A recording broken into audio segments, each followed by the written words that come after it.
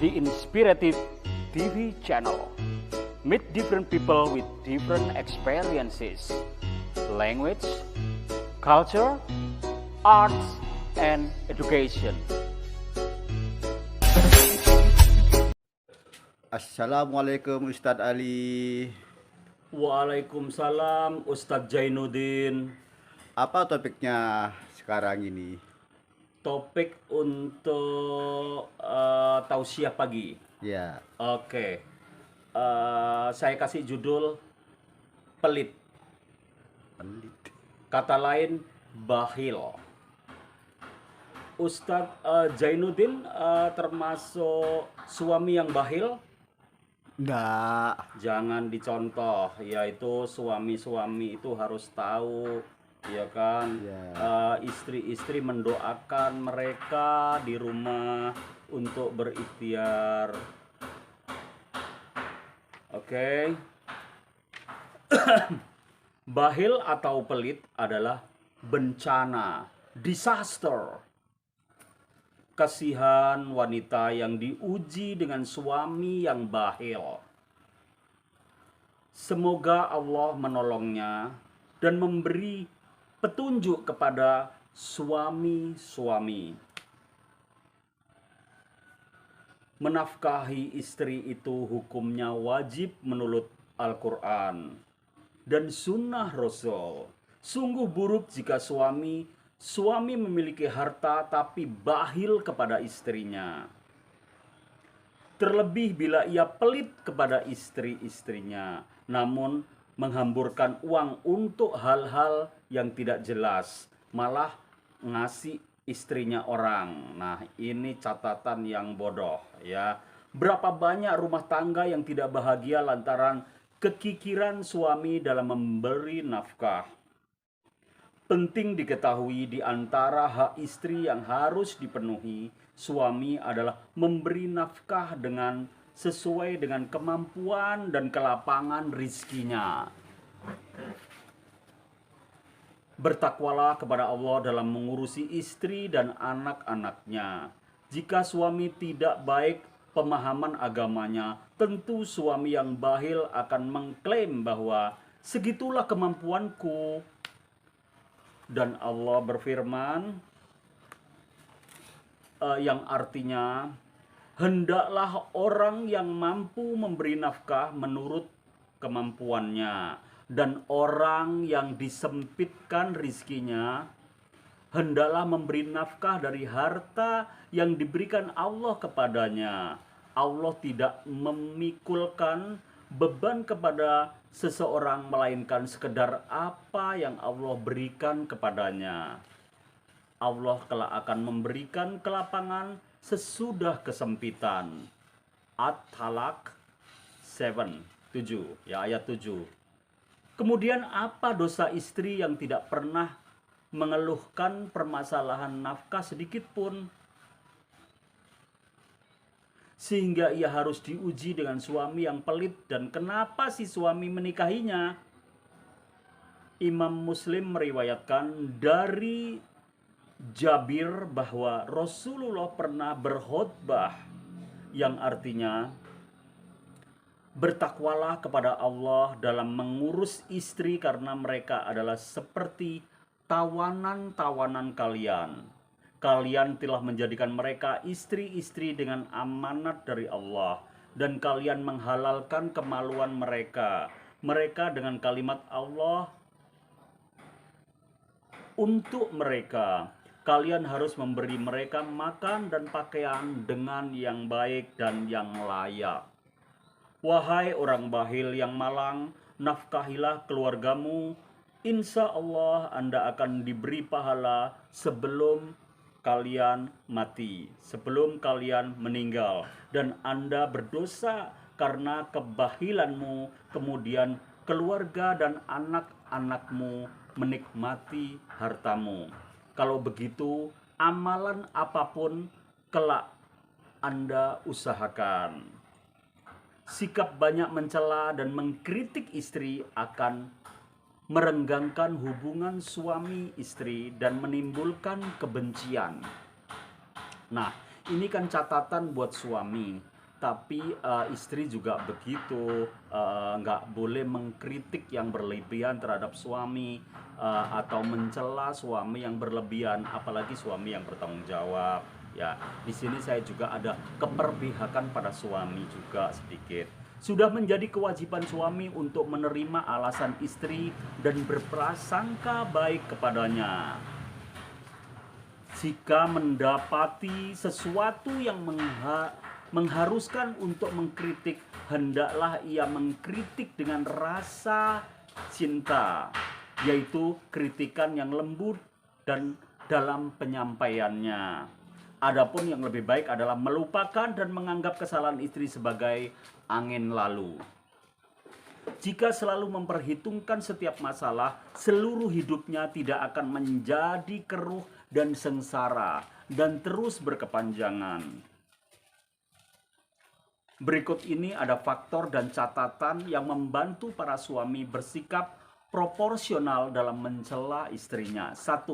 Jangan lupa bahwa istri juga manusia biasa, berbuat benar dan salah, yang bisa berbuat benar dan salah. Karena itu, suami tidak akan pernah menemukan setiap yang diinginkannya. Begitu pula para istri, ya. Cari suami yang ideal itu nggak ada. Ya. Suami harus menerima alasan darinya sebagaimana ia menerima alasan untuk dirinya sendiri. Sebab terkadang ia juga berbuat benar dan berbuat salah. Sedangkan kesempurnaan hanyalah milik Allah. Jadi para suami-suami harus ngerti, gak ada istri yang ideal yang kita cari. Ya, begitu pula sebaliknya, istri jangan besar kepala dulu karena suami juga manusia biasa. Yang kedua, menghias diri dengan akhlak yang baik serta selalu mengharapkan pahala dan ridho Allah dan kemuliaan dari akhlak tersebut di sisi Allah, terutama akhlak terhadap suaminya. Nah, ini catatan buat istri. Yang ketiga, tidak melupakan tabiat wanita dan bagaimana Rasulullah telah mewasiatkan dengan keras tentang perihal wanita sebagaimana yang disebutkan dalam hadis berikut ini. Yang artinya, berwasiatlah kepada wanita karena mereka diciptakan oleh Allah dari tulang rusukmu.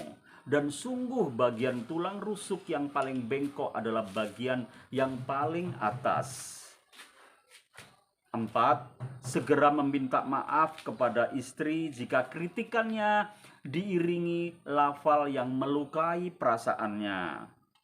Selain itu, suami harus segera mengakui kesalahannya karena hal itu termasuk sifat yang mulia.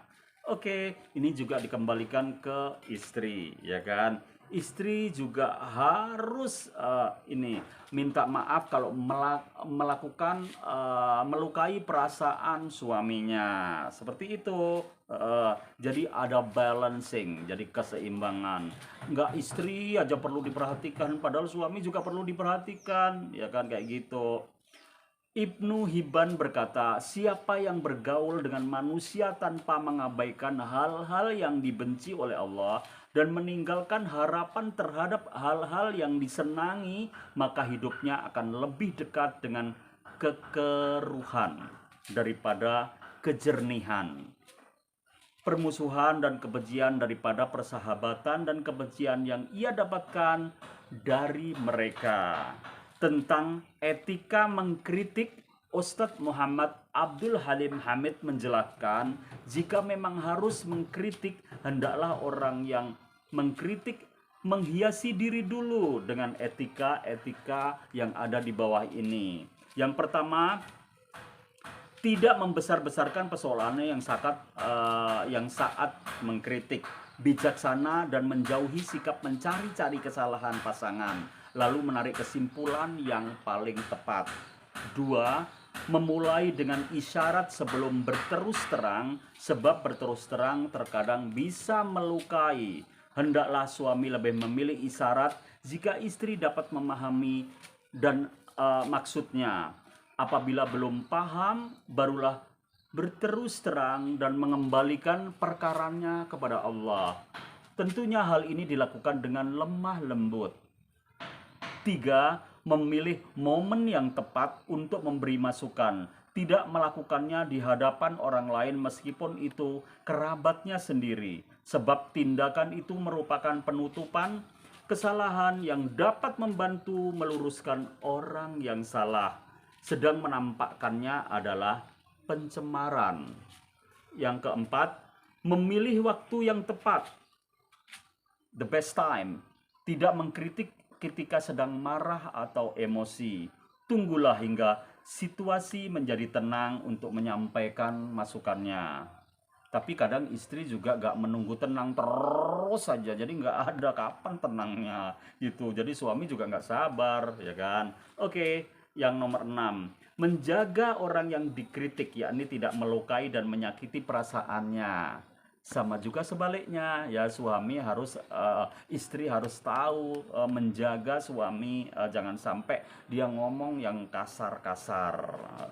Selanjutnya, menjauhi sikap tinggi hati merasa dibutuhkan. Misalnya contoh seperti ini, mama itu cuma butuh sama ayah gitu. Itu nggak boleh kayak gitu. Suami istri saling membutuhkan, ya. Menjauhi sikap tinggi hati itu seperti itu, dan jangan sampai keras kepala, apalagi sampai suami bilang kamu itu dibilangin sulit ya, kepala batu, kayak gitu-gitu ya. Itu karena suami sudah emosionalnya memuncak karena sulit dibilangi. Itulah beberapa adab yang penting dalam fikih mengkritik pada suami, dan juga sedikit untuk istrinya. Seyogyanya mengetahui banyak kritikan kepada istri yang dilakukan pada perkara yang benar-benar penting, bukan dalam perkara-perkara yang sepele seperti terlambat menyiapkan makan, memindahkan kitab, mengubah letak perabotan rumah, dan lain-lain sebagainya. Jangan karena hal-hal sepele tersebut lalu si suami banyak mencela dan berkata kepadanya dengan sindiran, "Wahai fulana, semoga Allah memberi petunjuk kepada kamu. Kenapa kamu pindahkan ini? Kenapa kamu pindahkan itu?" Nah, saran dari saya, makanya istri itu harus juga punya komunikasi yang baik sama suami, ya kan? Etika berkomunikasi itu perlu, ya kan? Karena meskipun hal-hal sepele membuat suami tersinggung, itu juga masalah dan berkelanjutan, ya. Kamu mengubah ini, mengubah itu, kenapa sih kamu? Jika ada yang menanyakan kepadanya kenapa dalam perkara-perkara yang sepele itu kamu harus mengkritik istrimu atau mengkritik suamimu, nah, ia akan menjawab agar ia terbiasa hidup teratur. Kadang-kadang kan suami sudah orang kantoran, istri housewife ya di rumah. Kadang istri itu nggak tahu kapan suami berangkat, kapan suami jam ini ke kantor, kapan suami pulang, itu nggak tahu. Pada saat suami pulang, istri ngorok itu juga nggak boleh, ya. Lalu tumpahkanlah segala kritikan kepada istri atau suami istri yang malang tersebut dengan cara yang tidak baik, padahal penyebabnya sangat sepele karena istri suami kurang paham, ya. Sebenarnya itu tidak membutuhkan kritik. Suami harus menyadari bahwa banyak mengkritik khususnya dalam perkara-perkara sepele.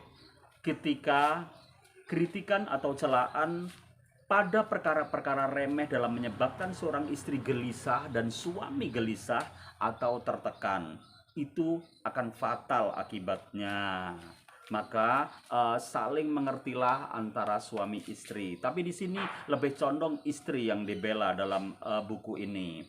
Wahai para suami, maafkanlah dan bertoleransilah jika tidak bisa, pegang teguhlah adab-adab mengkritik. Seorang suami sebaiknya tidak banyak berdekatan dengan istri, lebih-lebih jika tidak ada sebab yang logis. Oh, bukan berdekat tapi berdebat, ya. Lebih-lebih jika tidak ada sebab yang logis. Sekadar berdebat tanpa memperhatikan aturan-aturan yang syar'i. Begitu pula istri, ya. Istri harus benar-benar ngertiin suami. Kalau enggak, ya udah fatal akibatnya. Suami yang cerdas harus menghindari hinaan dan celaan-celaan pada istri. Begitu pula istri harus cerdas ini. Suami juga manusia. Sungguh perdebatan dan yang berkepanjangan antara sepasang suami istri dapat menjatuhkan kewibawaan seorang suami juga seorang istri, membunuh kehormatan istri juga membunuh kehormatan suami, dan merenggut cinta kasih sayang sudah dibina bertahun-tahun, bahkan mungkin urusannya berakhir tidak terpuji. Suami yang cerdas tidak perlu menyikapi permasalahan melebihi dari semestinya. Terlebih bahwa perselisihan tidak mungkin dihindarkan dari rumah tangga manapun. Namun dengan kecintaan menutup mata dari kesalahan dan kekeliruan istri dan kekeliruan suami, dan bersegeralah untuk berdamai dan memperbaikinya kalau memang bisa tersolusikan dengan cara damai. Kemudian yang perlu diingat, apa dosa anak-anak yang hidup di dalam sesuatu yang mencekam? Hindari itu. Di rumah mencekam, penuh pertengkaran, pertikaian, dan celaan-celaan, dan saling menjelekan di hadapan anak-anak. Itu tidak boleh. Karena istri juga harus menahan diri, suami harus menahan diri. Suami yang cerdas juga harus menghindari diskusi dengan istrinya jika sudah memulai emosi. Pilihan waktu yang lain yang tepat untuk berdiskusi dan menyampaikan nasihat yang baik. Ya, perselisihan adalah sunatullah. Dan kapan suami boleh marah, itu nanti kita bahas berikutnya. Ya, Ustadz, jadi itu tadi sekelumit tentang permasalahan suami istri. Karena yang pertama kan tadi judulnya itu cuman bahil dan pelit, ya kan? Oke. Ternyata bahil dan pelit itu juga ada kesinambungannya dengan permasalahan yang ada di rumah, ya kan? Makanya suami istri harus saling sadar, harus saling mengerti, ya. Apalagi pola pikir dan situasi latar belakang mereka dengan kehidupan yang berbeda itu harus saling memahami. Okay, that's all about my content today. See you next time with the same time and same channel. Wassalamualaikum warahmatullahi wabarakatuh. Waalaikumsalam warahmatullahi wabarakatuh.